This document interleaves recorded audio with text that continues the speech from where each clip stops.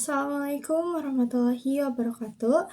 Perkenalkan, nama saya Melody Safira Saifuddin dengan NPM 243411258 dan teman Saya Rima Laila Ramdhani Halim dengan NPM 2433403111195. Di sini kami akan memaparkan materi tentang pengaruh media sosial terhadap kesehatan mental, etika dalam mengelola konten, dan berbagi informasi.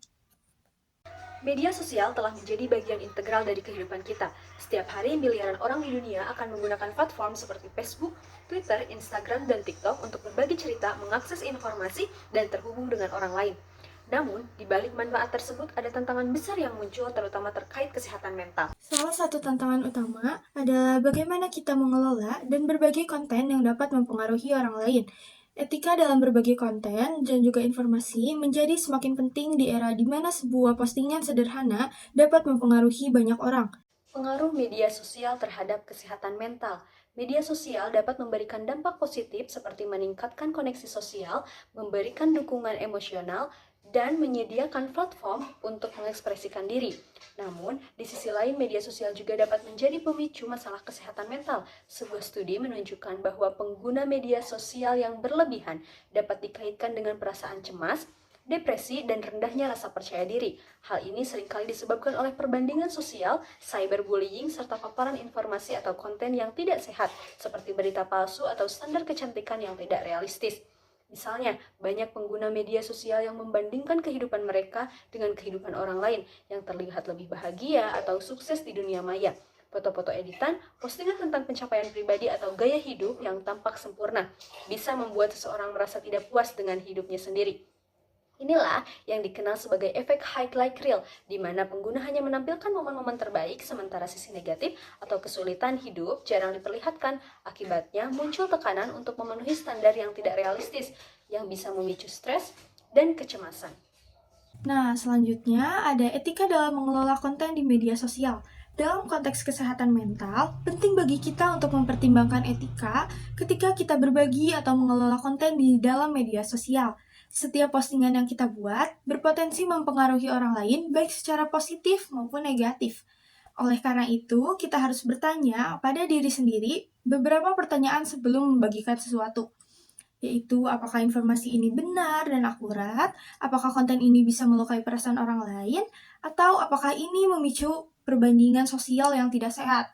Nah, untuk etika tersebut ada beberapa cara yang bisa kita lakukan untuk meminimalisir hal-hal negatif yang dapat orang lain lakukan dari informasi yang kita sebarkan.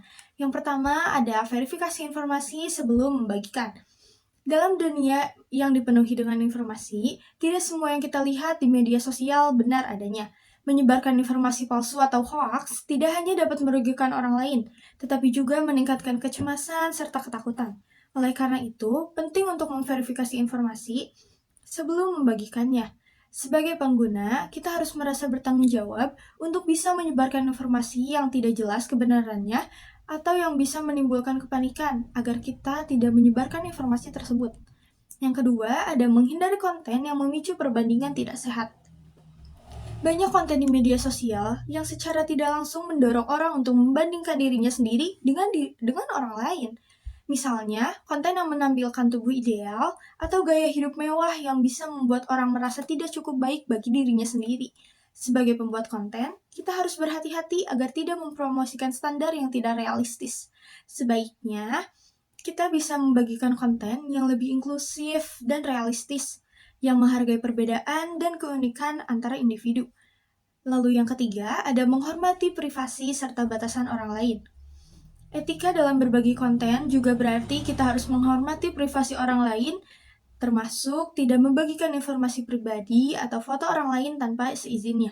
Terkadang, demi mendapatkan likes atau views, seseorang mungkin tergoda untuk memposting hal-hal yang bersifat pribadi atau sensitif tanpa memikirkan dampaknya. Namun, tindakan ini bisa merusak reputasi atau hubungan, bahkan memicu stres atau tekanan bagi individu yang bersangkutan. Lalu yang keempat, mendorong diskusi yang sehat dan positif. Media sosial dapat menjadi platform yang kuat untuk mendorong diskusi. Tetapi seringkali perdebatan yang terjadi di media sosial berubah menjadi ajang penghinaan atau serangan pribadi. Etika dalam berinteraksi di media sosial berarti kita harus mendorong diskusi yang sehat dan konstruktif. Hindari ujian kebencian, fitnah, atau komentar yang dapat melukai perasaan seseorang. Sebaliknya, ciptakan ruang aman di mana semua orang dapat berbicara dan mendiskusikan pandangan mereka juga saling menghormati. Mengelola dampak psikologis dari media sosial. Meskipun kita tidak dapat sepenuhnya mengontrol apa yang orang lain bagikan di media sosial, kita bisa mengelola dampak psikologis yang ditimbulkan dari paparan konten tersebut. Salah satu caranya adalah dengan menetapkan batasan waktu penggunaan media sosial. Banyak studi menunjukkan bahwa mengurangi waktu penggunaan media sosial dapat membantu meningkatkan kesejahteraan mental. Selain itu juga kita lebih selektif dalam memilih akun-akun yang kita ikuti. Mengikuti akun yang mempromosikan pesan positif, kesejahteraan, dan pengembangan diri bisa menjadi cara untuk menjaga kesehatan mental kita. Kesimpulannya, media sosial adalah alat yang kuat, tetapi seperti semua alat, penggunaannya membutuhkan tanggung jawab dan etika. Dalam era digital ini, setiap orang memiliki kekuatan untuk memengaruhi orang lain melalui konten yang mereka bagikan. Oleh karena itu, penting bagi kita untuk lebih berhati-hati dan bijaksana dalam mengelola konten, memastikan bahwa apa yang kita bagikan tidak hanya akurat, tetapi juga tidak berpotensi merugikan kesehatan mental orang lain.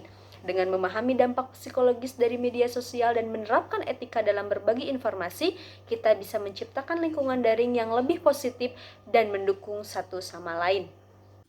Nah, sekian penjelasan dari kami.